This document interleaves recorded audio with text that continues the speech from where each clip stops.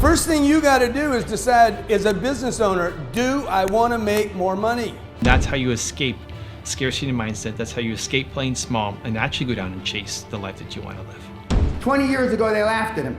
20 years ago, he wasn't worth $20,000, let alone $150 billion. Rise and shine, it's Entspresso time. I wake up every morning. Espresso keep me going. I wake up every morning.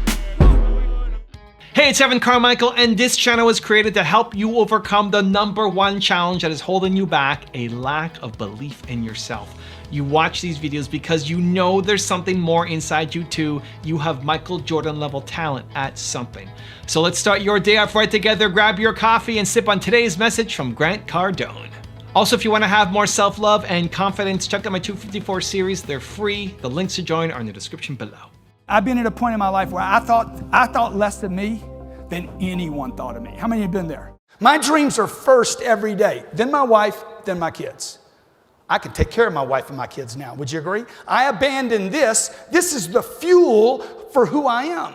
You have to go build self-confidence. First thing you got to do is decide, as a business owner, do I want to make more money? See, if this dude with the camera, if his pockets are empty, he's walking around empty pockets, and he's got his fancy camera. This is the problem with the artist. They starve their whole life. They starve their entire life, and then you wonder why they're grumpy. There's no money. I'm eating at Little's all the time. Sooner or later, you hit the reality. He hits the reality. I got a nice camera. I love taking photos. I got to shoot Grant Cardone. He watches Lord Sugar leave on his jet and says, hey, why does he get to fly free everywhere, do whatever he wants, and I'm stuck with my camera and no money? How many believe that? Sooner or later, after days of going to work, months of going to work, years of going to work, sooner or later, if he works for this man, he's like, I resent this man. I resent this man. I resent that man, business owner. I resent Paul McFadden, the business owner. I resent you, so I know I won't work for you. In fact, what I'm going to do is screw things up for you. It's called disengagement. The only business people that will survive, the only entrepreneurs that will make it in business are those people that decide to grow their businesses. Little will fail. Not the little grocery store. Okay? If you try to stay small, you will fail. Okay? I'm telling you this from personal experience. I tried to stay small. I tried to manage the business. I tried to be the king of the business.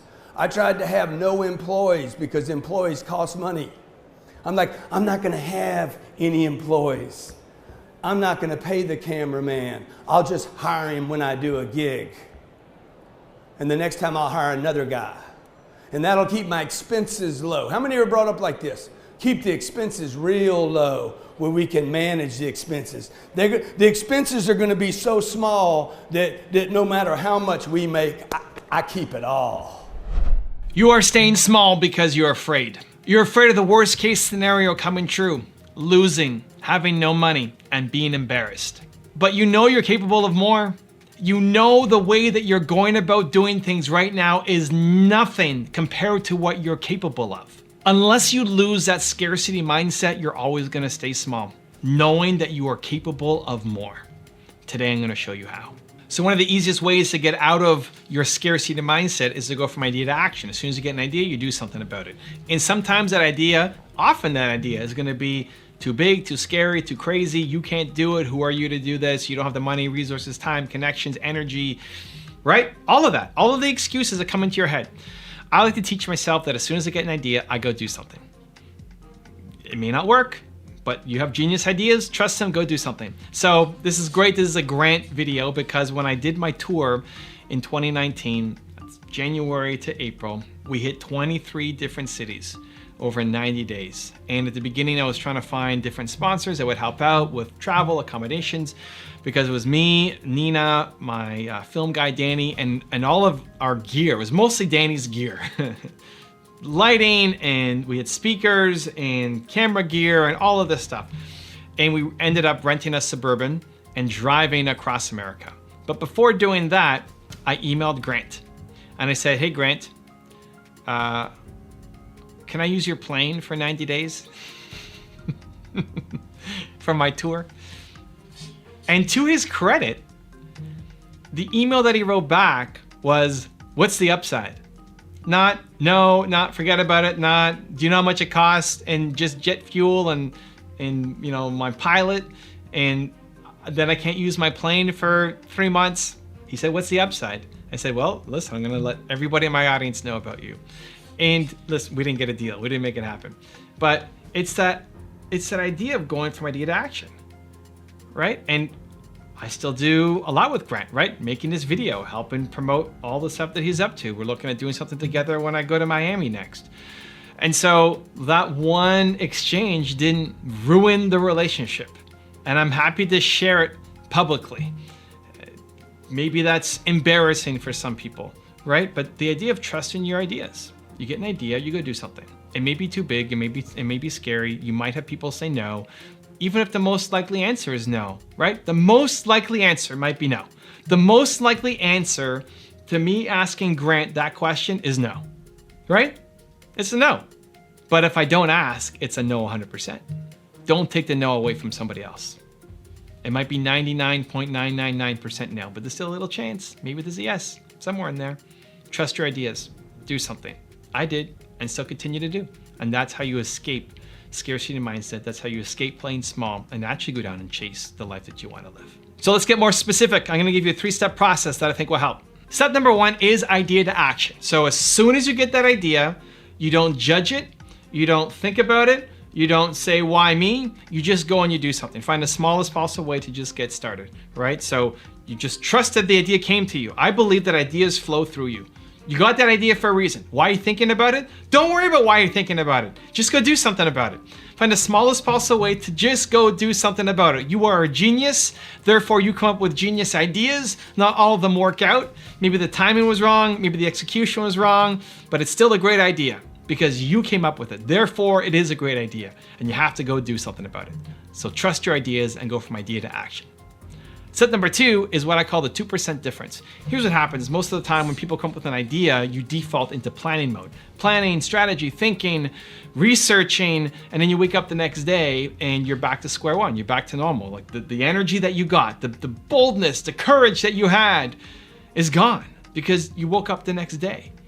So you've wasted your best time, your best momentum, that peak in energy on planning. Where what I want you to do is use that for action. So the 2% difference is instead of planning to get to 100%, which is what most of us will do, you come up with an idea and then plan how it's gonna happen 100% to finish line. You don't even know what the finish line is gonna be. Stop thinking you even know where it's gonna be. Instead of worrying about the 100%, focus on the first 2%. The first 2%. I have this idea. What can I do right now that will get me 2% of the way, right? You wanna make a YouTube video? Great, pull out your phone, start recording. That's 2%. You wanna remind yourself to breathe. This is one thing we have on our door. Every time I leave the door, every time I leave my condo, there's a sign that says breathe, right? Because I wanna remind myself to breathe. Practice my Wim Hof. Take 30 breaths in and out as I walk outside my condo every time. I put that there as a play bigger trigger for myself.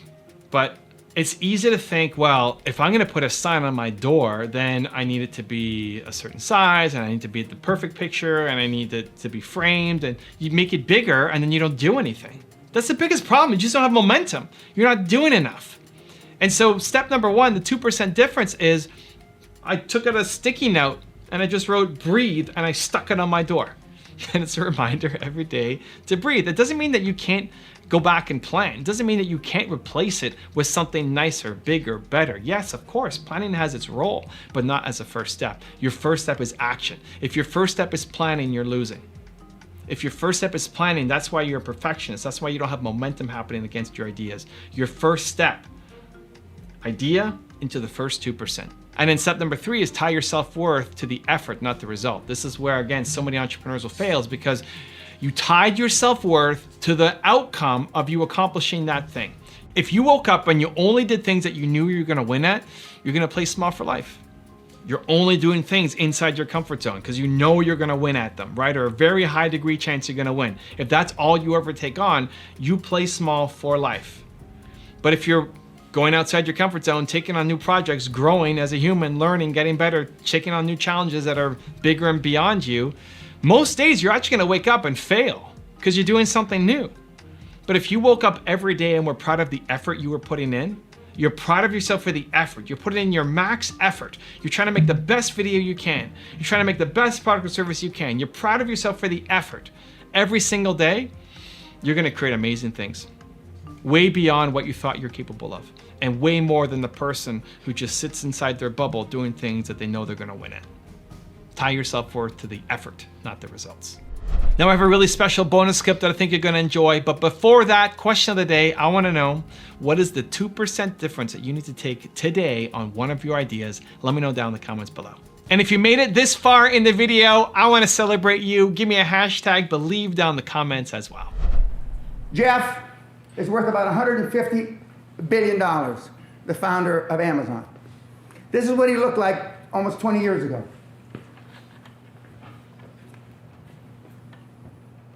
20 years ago, they laughed at him. 20 years ago, he wasn't worth $20,000, let alone $150 billion. Now he's got a company, roughly speaking, around $1 trillion. A little less, maybe $150 billion less because of the sell-off in the market, etc. But they laughed at him. He had an idea. He had a dream. Like him, I had a dream about 35 years ago. I am the first person on the planet that took an option for something he did not own, public, on a major stock exchange. I'm going to say, okay, I don't own that book, right? I paid him $1. I own an option. I'll give you $5 for that book a year from now. I took an option. I took that book, not owning it, and I sold it on the New York Stock Exchange for $150 million. That's what I did. And that was the beginning of my quantum leap. If you want Grant's take on why you must show up, check out the video right there next to me. I think you'll enjoy it. Continue to believe, and I'll see you there. It is, ladies and gentlemen, not 80% of success, regardless of what anyone tells you.